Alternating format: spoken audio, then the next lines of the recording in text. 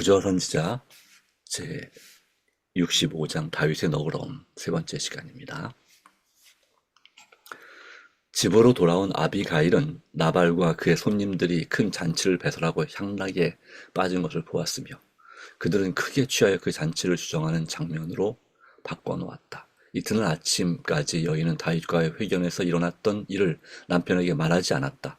나발은 겁이 많은 사람이었다. 하마터면 그의 어리석음이 그에게 도련한 죽음을 가져왔으리라는 것을 깨달았을 때에 나발은 중풍에 걸린 사람 같았다.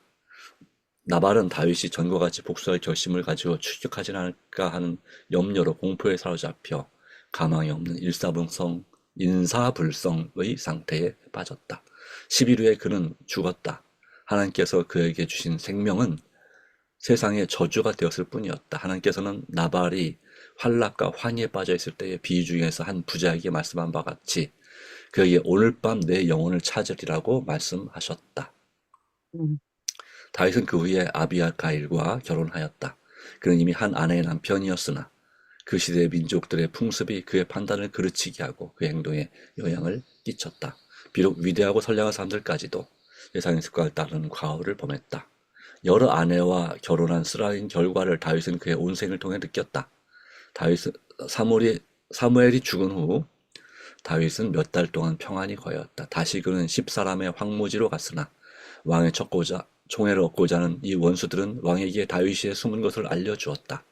이 정보는 사울의 가슴속에서 잠자던 분노의 정신을 깨웠다. 다시 한번 사울은 무장한 부하들을 소집하여 그들로 다윗을 추격하게 하였다. 그러나 자기 편의 정탐꾼들이 다윗에게 사울이 다시 그를 추격하고 있다는 기별을 가져왔으므로 다윗은 몇몇 그의 부하들과 함께 원수의 위치를 탐지하러 나갔다. 그들이 조심스럽게 앞으로 나아가 적진에 이르러 저희 앞에 왕과 그 수종자들의 장막이 있는 것을 발견할 때는 밤이었다. 아무도 그 왕과 수호자들을 경호하지 않았으니 이는 온 진영이 깊이 잠든 까닭이었다. 다윗은 자기 편을 불러 그와 함께 원수의 진중에 들어가고자 했다. 누가 나로 더불어 지내려 가서 사울에게 이르겠느냐라고 말하였다. 다윗과 그의 수행원들은 깊은 산 그늘에 몸을 숨기며 원수의 진영으로 들어갔다.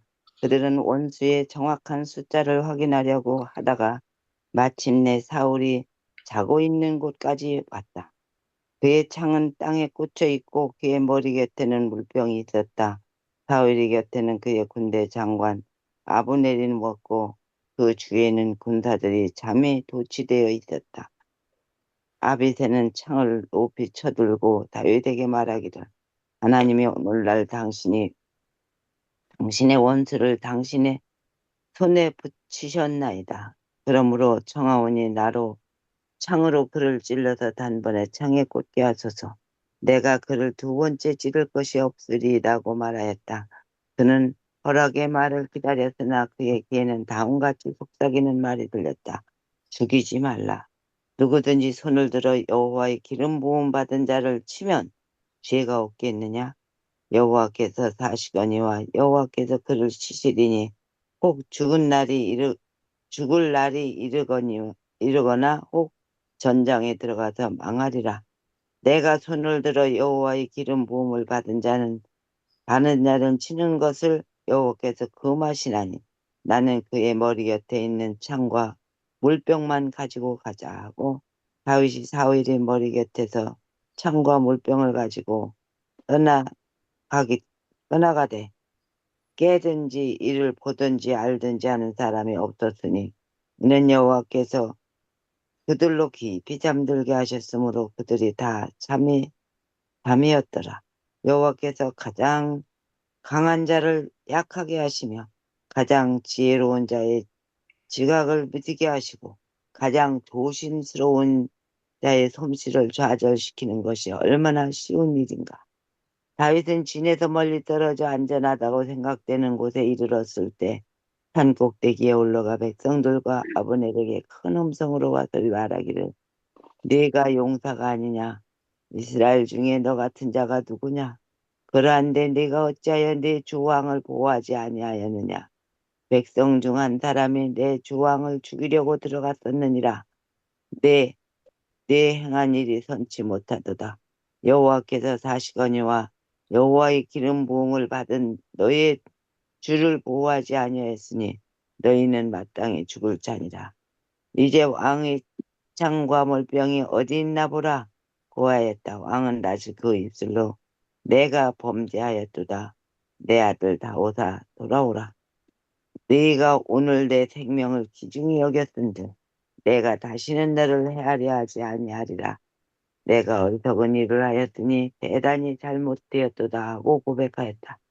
다윗이 대답하여 가로되 왕은 창을 벗어서 한 손을 보내어 가져가게 하소서라고 하였다. 비록 사울이 내가 다시는 너를 하야하려 하지 아니하리라고 약속하였을지라도 다윗은 자신을 사울이 권세 아래 두지 않았다. 아멘. 다윗이 국왕의 생명을 존중히 여긴 이 두 번째의 경우는 사울의 마음에 깊은 감명을 주었고 그로 하여금 더욱 겸손히 자기의 잘못을 인정하게 하였다. 그는 이러한 친절을 나타내는 것을 보고 놀라고 마음을 낮추었다. 다윗과 작별한 때에 사울은 내 아들 다윗아 내게 복이 있을지로다. 내가 큰 일을 행하겠고 반드시 승리를 얻으리라고 부르짖었다. 그러나 이새의 아들은 왕이 오랫동안 계속 이런 마음의 자세를 가지리라고 바랄 수 없었다. 다윗은 사울과 화해를 단념하였다. 다윗은 그가 마침내 왕의 원한의 제물이 될 것이 불가피한 것처럼 보였으므로 다윗 다시 블레셋 땅에서 피신처를 찾기로 결심하였다. 그는 자기의 수하에 있는 600명과 함께 마그 왕 아기스에게로 건너갔다. 사울이 살해하려는 목적을 분명히 이룰 것이라는 다윗의 결론은 하나님의 권고 없이 내린 것이었다. 비록 사울이 다윗을 벌하려고 음모하고 노력하고 있을지라도 여호와께서는 다윗이 그 나라를 얻도록 일하고 계셨다. 하나님께서는 당신의 계획이 인간의 안목에는 신비 속에 덮여 있을지라도 그 계획을 성취시키신다. 하나님 사람들은 하나님의 하시는 방법을 이해하지 못하고 그 외관만을 바라보고 하나님께서 그들에게 이르도록 허락하시는 시련과 시험과 체험은 그들을 해하는 것이며 다만 그들의 멸망을 초래할 뿐이라고 해석한 이와 같이 다윗도 평생만을 바라보고 하나님의 언약을 바라보지 않았다. 그는 자기가 보좌에 오르리라는 것을 의심하였다. 오랜 시련들은 그의 믿음을 약하게 하였고 그의 인내심을 소모시켰다.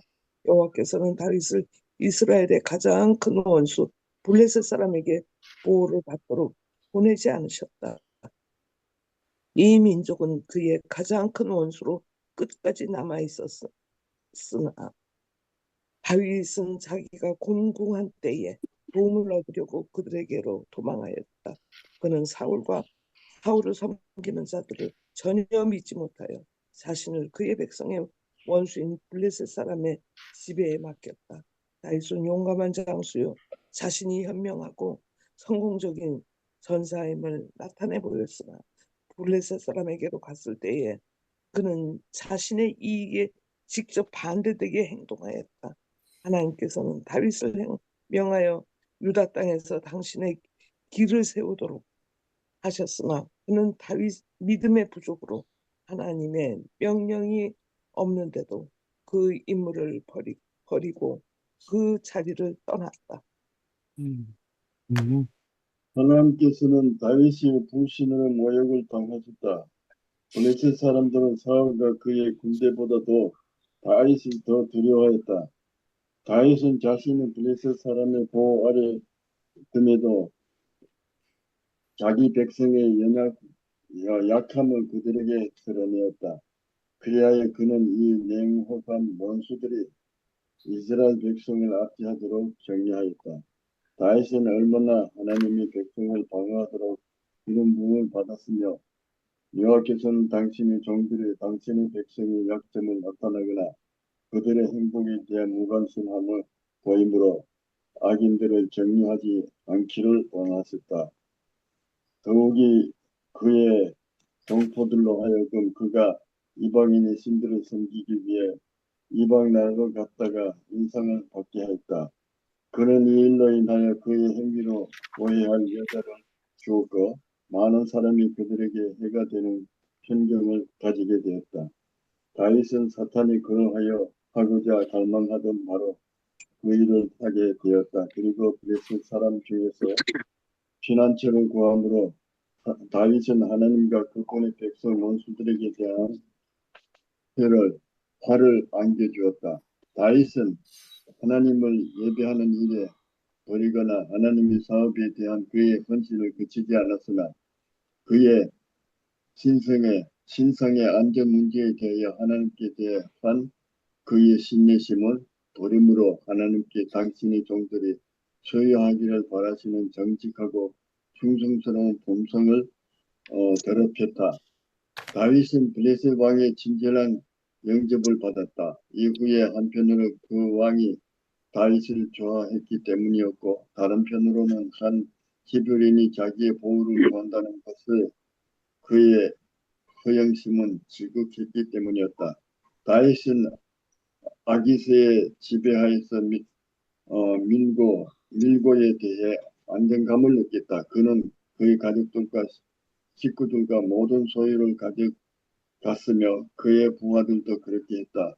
모든 사람이 볼 때는 그가 블레셋 땅에 영주하러 온 것처럼 보였다. 이 모든 일은 아기스를 만족하게 했고 그는 이스라엘의 망명객을 보호해 주겠다고 약속했다. 아멘. 왕도에서 시골로 거처를 옮기기 원한다는 다윗의 요구를 듣고 왕은 친절하게 시글락을 소유주로 허락하였다. 다윗은 우상 숭배자들의 가마 아래 사는 것은 자신과 그 부하들에게 위험하리라는 사실을 깨달았다. 그들의 거처로 사용된 완전히 분리된 이 마을에서 그들은 악의 근원이 되는 이교도의 의식이 편만한 가운데 머물러 있는 것보다는 훨씬 자유스럽게 하나님을 예배할 수 있었다. 이 한적한 마을에 거하는 동안 다윗은 그슬 사람과 기르스 사람과 아멜렉 사람을 침노하여 모두 진멸하고 그 구별을 가드에 전할 사람을 하나도 남기지 않았다. 전쟁에 돌아와 다윗은 그가 자기의 민족 유다 사람들과 싸웠다고 아기스에게 알려주었다. 이 기만으로 그는 블레셋 사람의 손을 강하게 해주었다. 이는 왕이 다윗이 자기 백성 이스라엘에게 심히 미움을 받게 하였으나 그는 영영이 내 사역자가 되리라고 말했기 때문이다. 다윗은 이 미교의 족속들을 멸하는 것이 하나님의 뜻이며 그가 이 일을 하도록 임명되었다는 사실을 알았다. 그러나 그는 거짓말을 함으로 하나님의 뜻을 따르지 않고 있었다. 그때 블레셋 사람이 이스라엘을 쳐서 싸우려고 군대를 모집한지라 아기스가 다윗에게 이르러 너는 발키할라 너와 네 사람들이 나와 함께 나가서 군대에 장가할 것입니다. 다윗은 손을 들어 이 백성을 해할 의도가 없었다. 그러나 어떤 사태가 일어나 그의 의무를 지시해 주기까지는 어떻게 해야 할지를 확실히 알지 못하였다. 그는 왕에게 회피하는 말로 당신이 종에 행할 바를 아시리이다고 대답하였다. 아기스는 이 말을 전쟁에 나가 도울이라는 약속으로 알고 다윗에게 큰 명예를 내리고 블레셋 궁정에서 높은 지위를 줄 것을 약속하였다. 다윗은 하나님의 약속들에 대하여 다소 그의 믿음이 흔들렸으나 아직도 그는 사무엘이 그를 이스라엘의 왕으로 기름 부었다는 사실을 기억하고 있었다. 그는 하나님께서 그로 하여금 과거의 원수를 이기게 하셨던 일들을 회상하였다. 그는 사울의 손에서 그를 보호하신 하나님의 크신 은혜를 회고하고 신성한 임무를 배반하지 않기로 결심하였다. 비록 이스라엘의 왕이 그의 생명을 찾고 있을지라도 그는 그의 군대를 그의 백성의 원수들에게 가담시키고 싶지 않았다. 아멘. 네. 자, 오늘 말씀에서는 두 가지 조언을 줍니다. 다윗의 존중, 또 용서라고 할까요? 바로 그와 같은 마음과 기름 부음한 자에 대한, 그리고 또 하나는 다윗의 믿음의 부족에 대하여서 얘기하고 있습니다.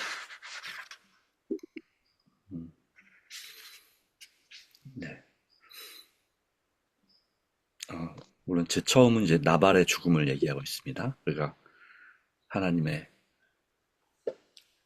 지심을 받아서 또 그 마음에 너무나 겁에 질린 나머지 갑자기 축경을 받아서 그 몸이 돌과 같이 되어서 열흘 후에 죽음을 당했다는 사실을 보여주고 있습니다. 그리고 또한 아비가일과 결혼한 바로 이 다윗에 대하여서 당시의 세상적인 그런 일부 다처제의 풍습을 따름으로 고통받게 된 것을 성경은 기록하고 있습니다. 네.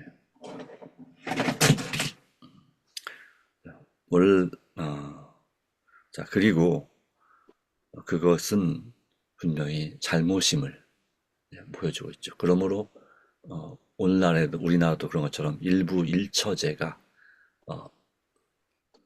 바로 맞는 것이고 성경에서도 하나님께서 그것을 존중하신다는 사실을 말씀하고 있습니다. 그러나 그 당시에 일부 다처제 관례를 하나님께서 그냥 묵인하셨지만 그것 때문에 많은 어려움이나 집안에 분란이 있는 것을 성경은 여러 군데서 기록하고 있습니다. 네. 예를 들어 사무엘의 부모님이 그러했고, 그리고 아브라함의 그 가족이 역시 아브라함에게 사라와 하갈로 인해서 당한 것이 있었고, 그 이후엔 또 야곱의 부인이 4명이 있었죠. 그것 때문에 참 그도 역시 고통이 있었고, 그런 여러 가지 기록들이 있습니다. 다윗은 말할 것이 또 없습니다. 예. 나중에 그 아들이 아들을 죽이고, 그리고 또 아들에게 쫓겨다니고 하던 그런, 물론 다윗의 죄 때문에도 있지만 그런 일을 겪게 되게 되죠. 자, 그리고 이제 다윗을 다시 추격해온 사울과 군대에 대해서 하나님께서 역사하심을 보여주고 있습니다. 하나님께서 그를 깊이 잠들게 하심으로 다윗과 그 부하가 왔다 간 것을 알지 못했다는 것이죠. 여호와께서는 가장 강한 자를 약하게 하시며 가장 지혜로운 자의 지각을 무디게 하시며 가장 조심스러운 자의 솜씨를 좌절시키는 것이 얼마나 쉬운 일인가라고 기록하고 있고, 또한 그 다윗을 부하들이 죽이고자 했을 때 역시 다윗은 그들을 막아서 기름 부음 받은 자를 죽이는 것을 금지했습니다. 그것은 다윗이 참 잘한 것이었습니다. 그러나 다윗은 잘못한 것도 있음을 이 말씀은 기록하고 있습니다. 계속 이 사울 왕에게 쫓겨다니는 것에 질린 것이죠. 지친 것이죠. 그래서 사울과의 화해를 단념하고, 그리고 그 블레셋의 가드왕 이 아기스에게 의탁을 했다는 거 하는 것이죠. 건너가서. 그래서 이방 땅으로 가서 의탁했다. 그러나 이것은 바로 하나님의 권고 없이 낸 결정이었다라고 하는 것입니다. 바로 겉에 있는 형편만 바라보고 그렇게 한 것이다. 시련과 시험과 체험은 그들을 해하는 것이고 그들의 멸망을 초래할 뿐이라고 해석을 하는 것입니다. 그리고 다윗은 오랜 시련으로 인해서 그의 믿음이 약해졌고 그의 인내심을 소모시켰던 사실을 분명히 보여주고 있습니다. 물론 우리도 오랜 시련을 당할 때 처음에는 믿음으로 감당했을지 모르겠지만 그런 시련을 당할 때 우리의 믿음이 약해지고 또 인내심도 떨어지는 것을 우리는 경험합니다. 정도의 차이는 있지만 그것이 하루 이틀도 아니고 1년, 2년, 몇 년에 걸쳐서 이런 일이 진행된다면 우리는 지칠 수밖에 없는 것이 사실입니다. 어떤 경우는 몇십 년 이런 일을 당하는 경우도 있습니다. 그럴 때는 정말 말 그대로 내가 사는 것이 사는 것 같지 않은 그런 경험을 하게 되는 것도 사실입니다. 그럼에도 하나님 말씀은 하나님께서 우리의 아픔을 다 아시고 그리고 우리에게 피할 길을 주시고 또 우리의 마음을 치유하시고 보호하신다는 사실입니다. 네. 그리고 우리에게 필요한 것은 그리 아니하실지라도 하나님께 충성하고 하나님을 의지하는 것이 원래 우리가 해야 될 것이라고 하는 것입니다. 그러나 다윗은 믿음의 부족으로 하나님의 명령이 없는데도 그 땅을 지켜야 될 그 하나님의 주신 임무를 버리고 그 자리를 떠났다라고 말씀하고 있고, 그렇게 한 그의 불신으로 하나님께서 모욕을 당하셨다라고 말하고 있습니다. 하나님의 보호 아래 있어야 되는데 사람의 보호, 블레셋 사람의 보호 아래 둠으로 그의 백성의 약함을 드러냈고, 그리고 그 이스라엘 땅에 있는 동족들이 그가 하나님을 버리고 이방신들을 섬기기 위해서 이방 나라로 갔다는 그 인상과 편견을 받게 만든 것입니다. 결과적으로는 다윗은 사단이 그로 하게 하고자 갈망하던 바로 그 일을 하게 하였다.